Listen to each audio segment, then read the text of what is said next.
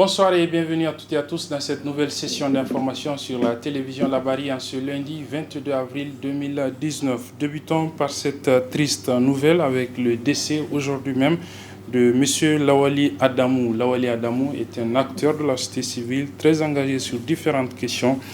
Il est décédé donc ce matin des suites d'une maladie au niveau de l'hôpital national Lamordé de Niamey. Lawali Adamou répondait à chaque fois que les journalistes des différents organes de la presse l'appelaient pour se prononcer sur des questions d'actualité touchant la vie de la nation. Il est donc décédé seulement une dizaine de jours après son grand frère Lawali Aboubakar, un autre acteur de la société civile qui, vous le savez, lui, s'est éteint le 11 avril dernier. À l'ensemble de leur famille, à l'ensemble de la société civile nigérienne, nous présentons nos condoléances les plus attristées. La levée du corps de Lawali Adamou est prévue pour demain mercredi 23 avril 2019. Vous le savez également, aujourd'hui, la journée de ce lundi a été déclarée férié, chômé et payé sur l'ensemble du territoire national par les autorités pour marquer les fêtes pascales que la communauté chrétienne du monde entier célèbre depuis samedi. Des fêtes qui marquent donc la résurrection du Christ ici au Niger. Traditionnellement, ces fêtes sont marquées la veille de la journée qui est fériée, chômée et payée par des veillées de prière dans les différents lieux de culte chrétiens, comme nous allons le constater dans ce reportage de Nasser Dantofou. La Pâque est l'une des plus importantes fêtes de la communauté chrétienne. Elle commémore la résurrection de Jésus-Christ énoncée par la Bible. C'est pourquoi, en cette nuit, les fidèles se retrouvent dans leur lieu de culte pour des prières et communions. Cette nuit, c'est la joie de partager le Christ ressuscité qui nous a donné sa vie pour nos péchés et qui nous aide à nous mettre sur la voie de la paix, de l'amour et de la tolérance. La fête de Pâques, c'est la fête que Dieu nous a montré qu'il nous aime, en faisant sacrifier son propre Fils pour nous. Alors aujourd'hui, c'est la résurrection. C'est-à-dire qu'il n'est pas mort et il est resté dans la tombe, mais il est ressuscité pour nous donner la vie. Donc c'est la fête de l'amour, c'est cette fête qui montre que Dieu, malgré tout ce que nous faisons de mal, il est toujours derrière nous pour nous donner la chance de devenir ses enfants. Occasion pour cette communauté d'en appeler à plus de tolérance entre les religions. Aujourd'hui, nous devons nous pardonner, nous tenir par la main, aimer tous les hommes, qu'ils soient chrétiens, musulmans, animistes. Nous devons vivre dans la paix.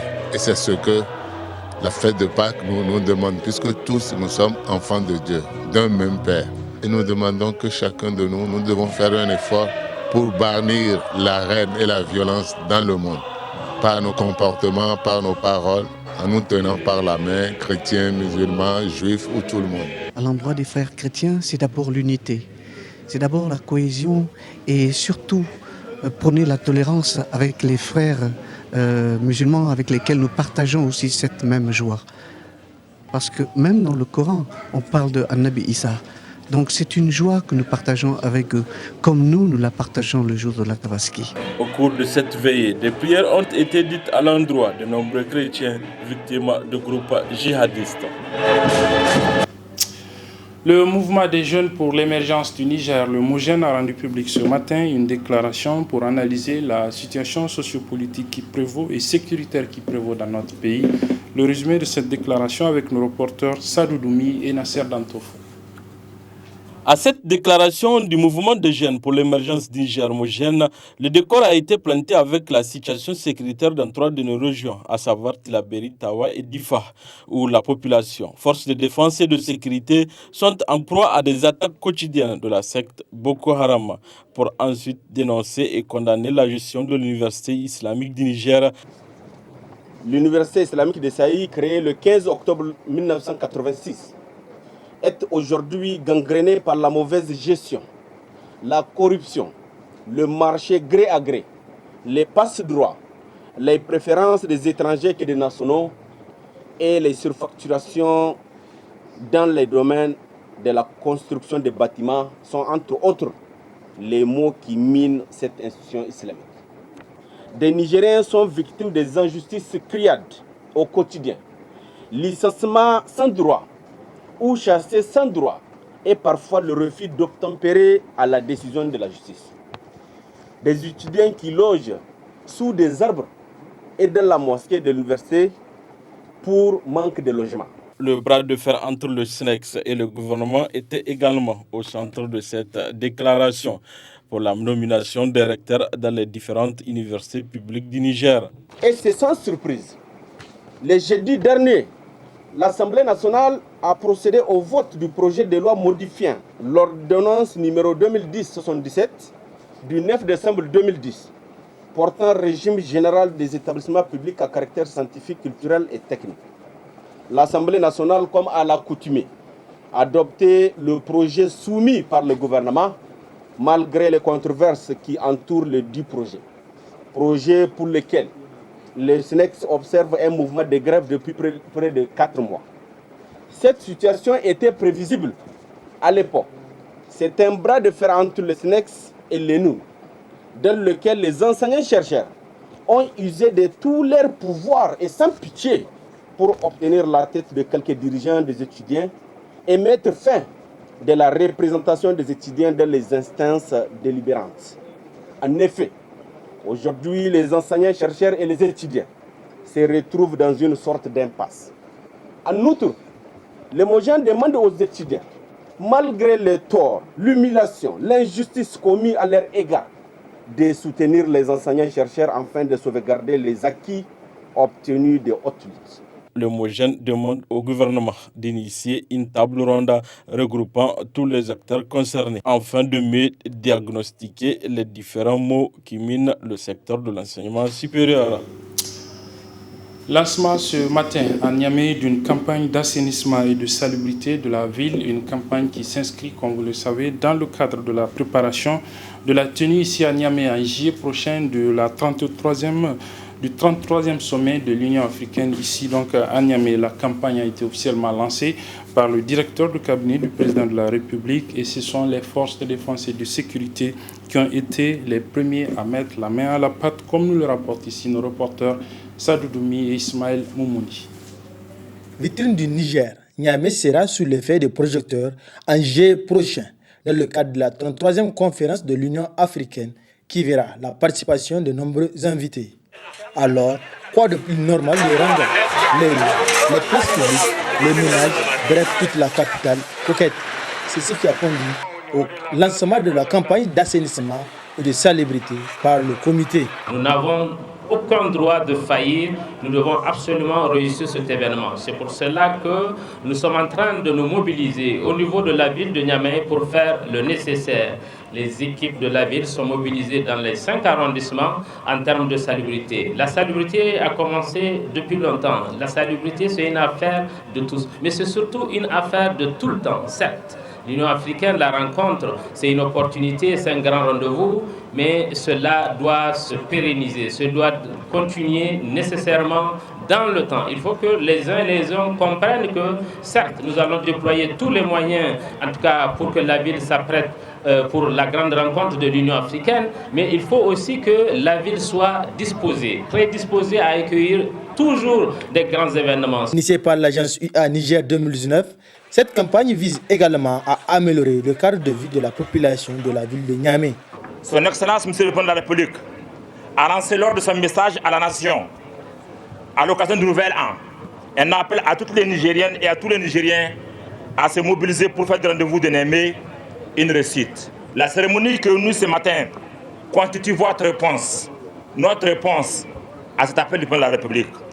Le lot de matériel annoncé ainsi que les contributions financières viennent renforcer les actions de la ville de Niamey, du programme Niamey-Niala et du programme national de lutte contre le paludisme pour rendre notre ville et notre environnement plus propre, pour notre confort d'abord et celui de 4000 invités attendus à Niamey.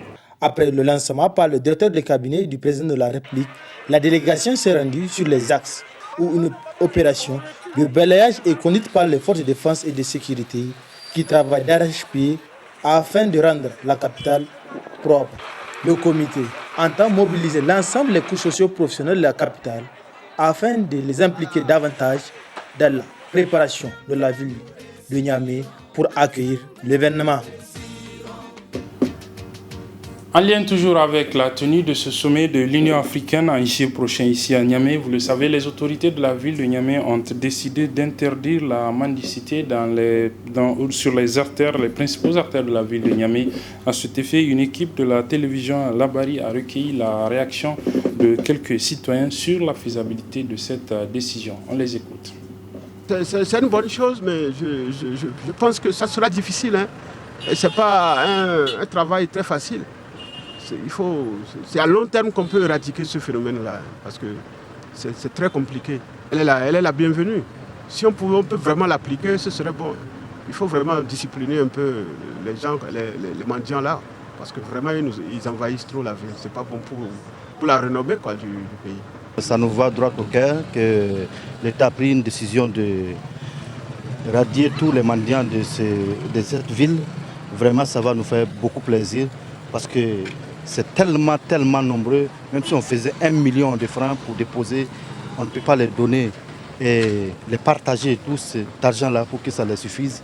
Et vraiment, c'est un fléau aujourd'hui et on cherche vraiment que ça diminue, même si ça ne peut pas finir, que ça diminue. Par rapport à la mendicité, vraiment, ça détruit vraiment le Niger. Vu de la mendicité, vraiment, il y a beaucoup de choses qui se passent qui n'est pas vraiment légal. Vous voyez, il y a plusieurs personnes qui meurent vu de la mendicité, surtout par rapport aux enfants. Si vous voyez les enfants de l'âge de 10 ans, 5 ans, qui font de la mendicité, vraiment ce n'est pas du tout bien. C'est vraiment, ça salit vraiment le nom de Niger. Pour moi, je dis que c'est tout à fait normal parce que dans notre communauté, déjà au niveau de l'islam, la mendicité a été réglementée. Autant s'en remettre à cela que de laisser les gens divaguer. Surtout que dans quelques mois, nous aurons des étrangers de marque qui vont débarquer au Niger. Alors là, il faut faire un peu de ménage. La mendicité, on ne peut pas dire que c'est une mauvaise chose puisque c'est les marabouts qui amènent les enfants pour étudier. Et entre-temps, au lieu de les empêcher de courir dans les rues, les garder avec eux, ils les laissent traîner au feu rouge dans les rues, ça dérange les gens. Des fois, on veut faire des bonnes choses et ils nous envahissent et on est obligé de les chasser, c'est pas bon. Donc ils auraient mieux fait de les garder avec eux, c'est mieux que de les laisser traîner dans les rues. C'est une bonne chose qu'ils interdisent puisqu'ils envahissent les rues, ça devient quelque chose de gênant des fois. On ne peut pas dire que c'est une mauvaise chose qu'il a fait, mais l'État a bien fait de l'interdire. Au lieu de les interdire de rentrer, il aurait dû les interdire d'entrer dans les villes, de les laisser au village. C'est mieux que de venir ici envahir les rues des villes comme ça. Le stade régional de Zender, vous le savez, est réhabilité dans le cadre du programme Zender Savoie qui commémorait donc l'anniversaire de la proclamation de la République du Niger. C'était en 2018. Et bien jusqu'à aujourd'hui, quelques mois après la tenue de cette fête tournante du 18 décembre dans les différentes régions de notre pays, le stade de Zender n'est toujours pas fini. Le chantier est en cours, ce qui pénalise du coup les clubs de la région, notamment ceux de la ville de Zender, qui sont notamment dans le championnat de la Super League de football. Le reportage est signé par le correspondant de la radio et télévision Labari à Zender, Moussa Ben Salah. Pauvre long Didi Manzo Stadium de Zender est dans l'impasse totale. En cette matinée, le stade est toujours en chantier. L'Espoir Football Club vient de terminer la phase aller de la Super League en jouant 14 matchs, sans jouer moindre match à domicile devant son public sur son terrain, classant ainsi l'Espoir dernier au classement provisoire. À la date d'aujourd'hui, ni la FENIFOOT, ni la Ligue régionale, encore moins l'entrepreneur, ne détient une date précise de l'inauguration de ce long Didi Manzo Stadium. Vous dire vraiment la date précise, c'est vraiment mentir à l'opinion publique. Mais je sais qu'à travers les démarches, il y a eu des promesses et à travers ces promesses, nous sommes en train de voir certaines choses déjà sont faites. Notamment, la semaine passée, à mon passage, on a tiré l'attention de l'entrepreneur de mettre un peu qu'est-ce qu'on appelle la piste au moins propre, de la nettoyer, ce qui est fait. Et on a demandé aussi d'augmenter une petite quantité de granulés, même si la totalité du granulé n'est pas arrivée. C'est fait. Et l'un dans l'autre, ce n'est pas la non-prise de ces choses-là qui empêche à ce que le stade soit ressourcé. Le stade, ce n'est pas la pelouse seulement. Il y a d'autres activités autour du stade qui ne sont pas finies. Selon vous, qu'est-ce qui a bloqué ces travaux du stade? Ça a pris du temps, 3 mois, 4 mois? Non, mais malheureusement, ça n'a pas pris du temps. À travers le cahier de charge de l'entrepreneur. La dernière fois, lorsque nous l'avons interpellé en réunion avec lui, il a prouvé qu'il est dans le Nord. Jusqu'à présent, son délai n'est pas terminé. Ça veut dire que jusqu'à présent, il a encore un délai d'1 ou 2 mois pour finir ses activités. Selon des sources en provenance de l'entrepreneur, les vrais blocus de l'inauguration de ces stades se trouvent entre la Ligue de OTK et la FENIFOOT de Pelé. Tout est parti de la réhabilitation de ces stades dans le cadre de la fête tournante de Zander-Sabois et la réhabilitation du stade de Maradi dans le cadre de la CAN du moins de 17 ans. Même type de matériel et même qualité de granier ont été commandés pour Maradi et pour Zander.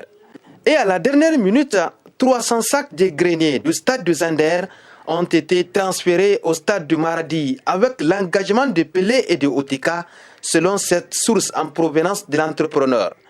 Voilà alors les vrais blocus de l'inauguration de ces stades où en toile de fond, c'est le manque de greniers que l'entrepreneur attend soit de la Ligue ou de la Fédération nigérienne de football. Parce que ceux commandés par l'entrepreneur ont été transférés à Maradi. Et donc, le stade régional Londidi Manzo de Zander, son inauguration n'est pas pour demain. Et voici l'espoir, dernier au classement provisoire. Et encore, voici l'Al-Khali Nassara Club et Kandarga Football Club qui attendent le début du championnat national de la première division. Ce qui fait que Espoir, Nassara et Kandarga attendent leur match à domicile et alors que le stade n'est pas opérationnel. L'on doit chercher où se trouvent les problèmes puisque les amateurs du ballon rond attendent. L'État a investi des millions pour la réhabilitation de ces stades, mais son inauguration reste une affaire d'intérêt. Cela doit interpeller le gouverneur de la région, le président du comité Zander-Sabois ou même le ministère de la Jeunesse et des Sports. Voilà, c'est donc sur ce reportage de Moussa Ben Salah de la RTL à Zander que s'achève cette édition. Mesdames et messieurs, merci de l'avoir suivi. Merci aux équipes techniques et rédactionnelles qui m'ont aidé à la présenter. Les programmes se poursuivent sur la télévision La Bâtie. Au revoir.